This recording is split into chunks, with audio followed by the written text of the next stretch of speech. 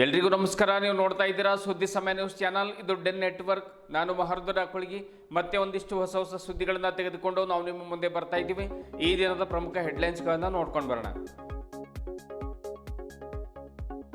ಭೋವಿ ಅಭಿವೃದ್ಧಿ ನಿಗಮದ ಅಧ್ಯಕ್ಷರಿಂದ ವಿವಿಧ ಯೋಜನೆಗಳ ಪ್ರಗತಿ ಪರಿಶೀಲನಾ ಸಭೆ. ಯೋಜನೆಗಳನ್ನು ಭೋವಿ ಸಮಾಜದವರು ಸದ್ಬಳಕೆ ಮಾಡಿಕೊಳ್ಳಲು ಜಿಲ್ಲಾ ಪಂಚಾಯತ್ನಲ್ಲಿ ನಡೆದ ಸಭೆಯಲ್ಲಿ ಎಂ ರಾಮಪ್ಪ ಸಲಹೆ. ಸಭೆಯಲ್ಲಿ ಅಧಿಕಾರಿಗಳು ಹಾಗೂ ಸಮಾಜದ ಮುಖಂಡರು ಭಾಗಿ. ನಗರದ ಬ್ರಿಮ್ಸ್ ಕಾಲೇಜು ಆವರಣದಲ್ಲಿ ಜರುಗಿದ ಅಂತಾರಾಷ್ಟ್ರೀಯ ಯೋಗ ದಿನಾಚರಣೆ. ರೋಗ ಬರುವ ಮುನ್ನವೇ ಯೋಗ ಮಾಡಲು ಡಾಕ್ಟರ್ ಶಾಂತಲ ಕೌಜಲ್ಗೆ ಕರೆ. ಯೋಗೇಂದ್ರ ಯದ್ಲಾಪುರಿ ಅವರಿಂದ ಯೋಗ ತರಬೇತಿ. ಎಂಇಎಸ್ ಸಂಘಟನೆ ನಿಷೇಧಿಸುವಂತೆ ಒತ್ತಾಯಿಸಿ ಕರವೇ ವತಿಯಿಂದ ಬೃಹತ್ ಪ್ರತಿಭಟನೆ. ಭಾಲ್ಕಿ, ಬೀದರ್, ಕುಂದಾನಗರಿ ಮಹಾರಾಷ್ಟ್ರಕ್ಕೆ ಸೇರಿಸುವಂತೆ ಎಂಇಎಸ್ ಪ್ರತಿಭಟಿಸಿದ್ದು ಖಂಡನೀಯ. ಗಡಿಯಲ್ಲಿ ಶಾಂತಿ ಸುವ್ಯವಸ್ಥೆಗೆ ಧಕ್ಕೆ ತರುತ್ತಿರುವ ಇವರ ಮೇಲೆ ಕ್ರಮ ಆಗಬೇಕು, ಸರ್ಕಾರಕ್ಕೆ ಕರವೇ ಒತ್ತಾಯ. ಇಂದಿನ ಒಂದಿಷ್ಟು ವಾರ್ತೆಗಳ ವಿವರಗಳನ್ನು ನೋಡ್ಕೊಂಡು ಬರೋಣ. ಭೋವಿ ಸಮಾಜದ ಏಳಿಗೆಗಾಗಿ ಅಭಿವೃದ್ಧಿ ನಿಗಮ ಸ್ಥಾಪಿಸಿದ ಸರ್ಕಾರ ಹಲವು ಯೋಜನೆಗಳನ್ನು ನೀಡ್ತಾ ಇದೆ. ಈ ಯೋಜನೆಗಳನ್ನು ಸಮಾಜದವರು ಸದ್ಬಳಕೆ ಮಾಡಿಕೊಂಡ್ರೆ ಖಂಡಿತವಾಗಿಯೂ ಕೂಡ ಆರ್ಥಿಕವಾಗಿ ಸದೃಢ ಆಗಲಿಕ್ಕೆ ಸಾಧ್ಯ ಆಗ್ತದೆ ಎನ್ನುವಂಥ ಮಾತನ್ನು ಕರ್ನಾಟಕ ಭೋವಿ ಅಭಿವೃದ್ಧಿ ನಿಗಮದ ಅಧ್ಯಕ್ಷರಾದ ಎಂ ರಾಮಪ್ಪ ತಿಳಿಸಿದರು.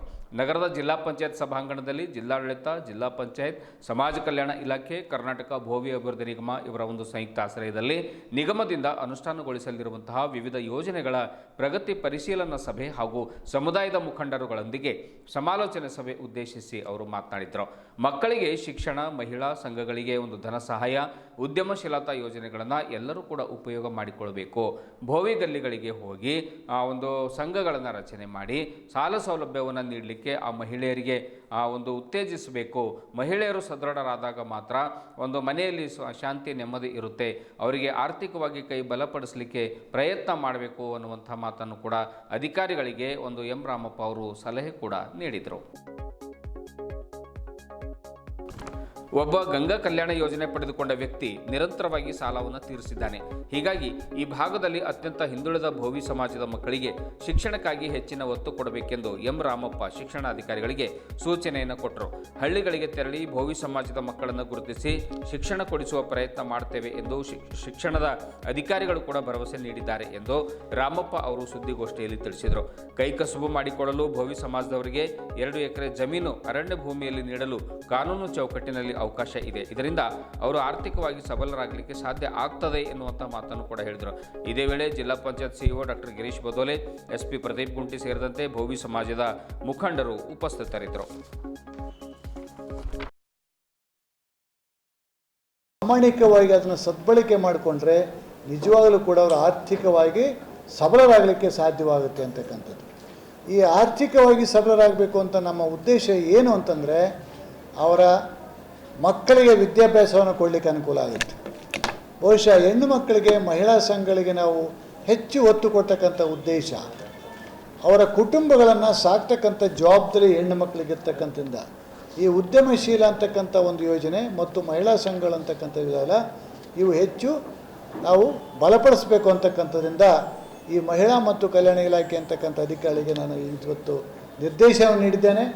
ಅವರೆಲ್ಲ ನಮ್ಮ ಭೋವಿ ಕಾಲ ಆರ್ಥಿಕವಾಗಿ ಅಭಿವೃದ್ಧಿ ಹೊಂದತಕ್ಕಂಥದ್ದು ಮತ್ತು ನಮ್ಮ ಸರ್ಕಾರದ ಆದೇಶ ಇದೆ 3Fನಲ್ಲಿ ನಮ್ಮ ಭೋವಿ ಒಡ್ಡರ ಸಮಾಜಕ್ಕೆ ಸೇರಿರ್ತಕ್ಕಂಥವರಿಗೆ 2 ಎಕರೆ ಕುಲಕಸುಬು ಮಾಡ್ಕೊಳ್ಳೋದಕ್ಕೆ ಕೊಡ್ತಕ್ಕಂಥದ್ದಕ್ಕೆ ಅವಕಾಶ ಇದೆ. ಆ 2 ಎಕರೆ ಕೊಡ್ತಕ್ಕಂಥ ಅವಕಾಶದಿಂದ ಅವರು ಕೈಕಸುಬು ಮಾಡ್ಕೊಳ್ಳೋಕ್ಕೆ ಅವಕಾಶದಿಂದ ಅವರು ಆರ್ಥಿಕವಾಗಿ ಸಬಲೀಕರಣ ಆಗಲಿಕ್ಕೆ ಸಾಧ್ಯವಾಗುತ್ತೆ, ಅಭಿವೃದ್ಧಿ ಆಗಲಿಕ್ಕೆ ಸಾಧ್ಯವಾಗುತ್ತೆ ಅಂತಕ್ಕಂಥದ್ದು. ಆ ಫಾರೆಸ್ಟ್ ಇಲಾಖೆಯಲ್ಲೂ ಕೂಡ, ಅರಣ್ಯ ಇಲಾಖೆಯಲ್ಲೂ ಕೂಡ ನಮ್ಮ ಸಮಸ್ಯೆ ಇದೆ ಅಂತಕ್ಕಂಥದ್ದು ಕೂಡ ಮನಗಂಡ್ವಿ. ಅವರು ಕೂಡ ಮಾಹಿತಿಯನ್ನು ಕೊಟ್ಟಿದ್ದೀವಿ. ತೊಂದರೆ ಮಾಡಿಬಿಡಿ, ನಾವು ಕಾನೂನು ಹೊರತುಪಡಿಸಿ ಕೆಲಸವನ್ನು ನಮ್ಮವರು ಕೂಡ ಮಾಡೋದಿಲ್ಲ. ಕಾನೂನು ಚೌಕಟ್ಟಿನೊಳಗಡೆ ಏನು ಸಹಾಯ ಮಾಡ್ಬೋದು ಅದನ್ನು ಮಾಡಿ ಅಂತಕ್ಕಂಥದ್ದು ಕೂಡ ಅವರಿಗೆ ನಾನು ನಿರ್ದೇಶನ ಕೊಟ್ಟಿದ್ದೇನೆ. ಅವರು ಕೂಡ ಅದನ್ನು ಒಪ್ಕೊಂಡಿದ್ದಾರೆ.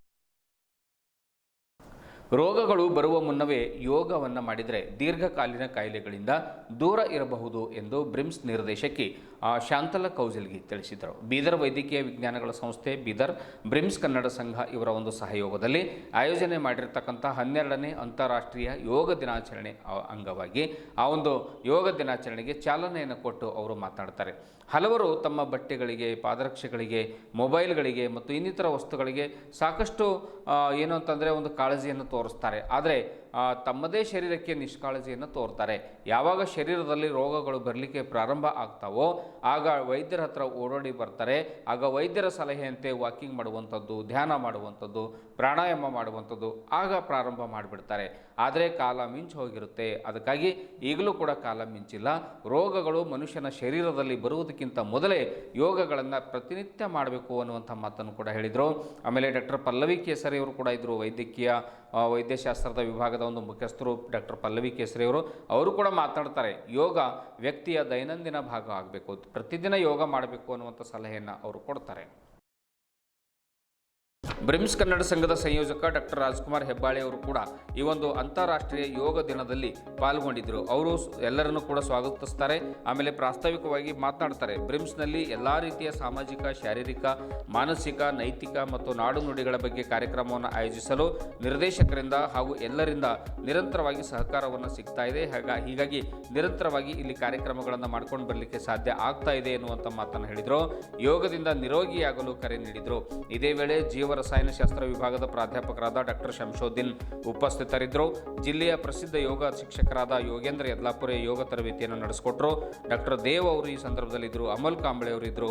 ಬ್ರಿಮ್ಸ್ ಕಾಲೇಜಿನ ವಿದ್ಯಾರ್ಥಿಗಳು ಸೇರಿದಂತೆ ಇತರ ಸಿಬ್ಬಂದಿ ವರ್ಗದವರು ಕೂಡ ಯೋಗ ದಿನಾಚರಣೆ ಪಾಲ್ಗೊಂಡು ಎಲ್ಲರೂ ಕೂಡ ಯೋಗವನ್ನು ಮಾಡಿ ಸಂಭ್ರಮ ಪಟ್ಟರು.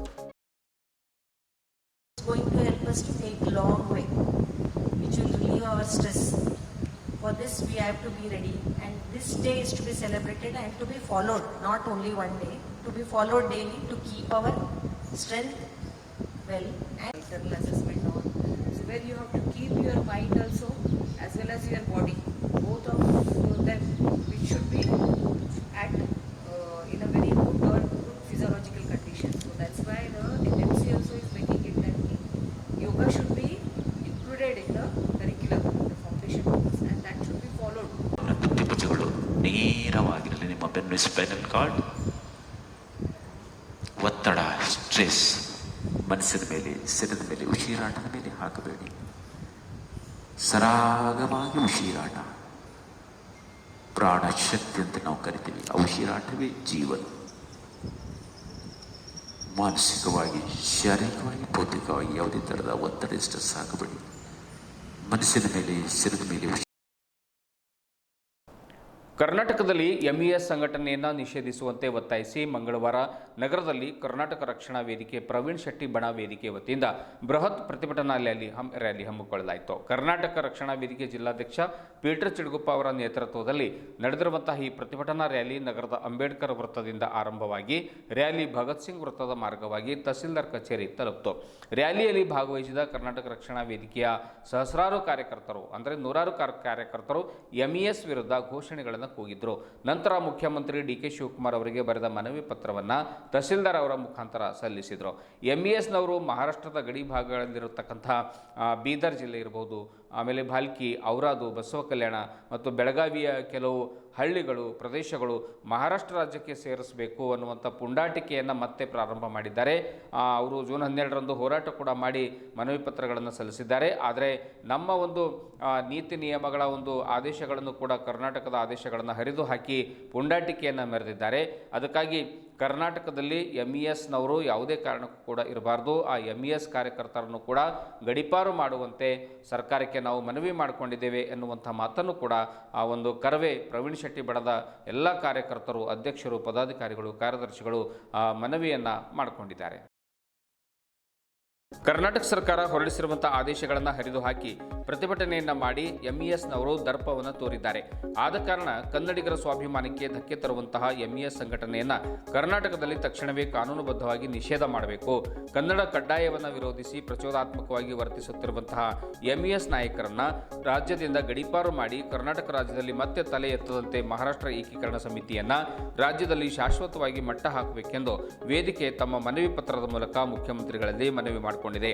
ಪ್ರತಿಭಟನೆಯಲ್ಲಿ ಕರವೇ ಜಿಲ್ಲಾ ಸಂಚಾಲಕ ಬಸವರಾಜ್ ನಂದಗಾಂವ್ಕರ್ ಅವರಿದ್ದರು, ಜಿಲ್ಲಾ ಪ್ರಧಾನ ಕಾರ್ಯದರ್ಶಿ ರವಿಕುಮಾರ್ ಹೊಕ್ರಾಣೆ ಅವರಿದ್ದರು, ಜಿಲ್ಲಾ ಕಾರ್ಯಾಧ್ಯಕ್ಷ ಜಗನ್ನಾಥ್ ಕೌಟ್ ಅವರಿದ್ದರು, ಜಿಲ್ಲಾ ಕಾರ್ಯದರ್ಶಿ ಮೋಜಸ್ ಆಣದುರೆ ಇದ್ದರು, ಜಿಲ್ಲಾ ಸಹ ಕಾರ್ಯದರ್ಶಿ ಮೈಕಲ್ ಕಡ್ಯಾಳ್, ಜಿಲ್ಲಾ ಸಹ ಸಂಘಟನಾ ಕಾರ್ಯದರ್ಶಿ ಅಶೋಕ್ ಕಡ್ಯಾಳ್, ಕರವೇ ವಿದ್ಯಾರ್ಥಿ ಘಟಕದ ಅಧ್ಯಕ್ಷ ನಾಗೇಶ್ ರಾಯಣ್ಣವ್ರು ಸೇರಿದಂತೆ ಇನ್ನು ಅನೇಕ ಜನರು ಪ್ರತಿಭಟನೆಯಲ್ಲಿ ಪಾಲ್ಗೊಂಡಿದ್ದರು.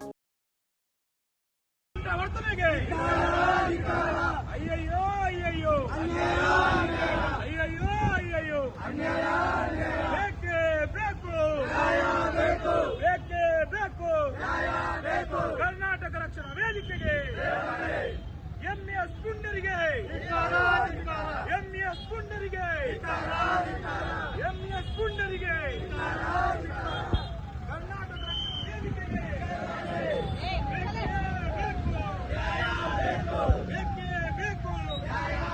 ಕರ್ನಾಟಕ ರಾಜ್ಯಾದ್ಯಂತ ಕನ್ನಡಿಗರ ಮೇಲೆ ಅತ್ಯಾಚಾರ ಮಾಡುತ್ತಿರುವ ಎಂಎಸ್ ಪುಂಡರಿಗೆ ಅಯ್ಯಯ್ಯೋ ಅಯ್ಯಯ್ಯೋ ಅಯ್ಯಯ್ಯೋ ಅಯ್ಯಯ್ಯೋ ನ್ಯಾಯ ಬೇಕು.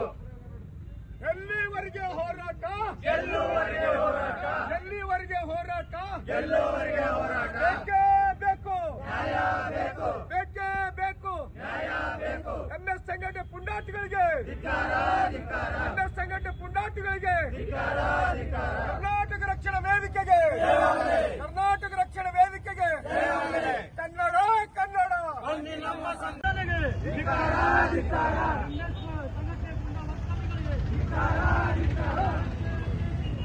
ರಾಜ್ಯದಂತೆ ಎಂಎಸ್ ಸಂಘಟನೆ ಗುಂಡ ವರ್ತನೆ ಮಾಡುವಂತರಿಗೆ ಬೇಕೇ ಬೇಕು ನ್ಯಾಯ ಬೇಕು ಬೇಕೇ ಬೇಕು ನ್ಯಾಯ ಬೇಕು.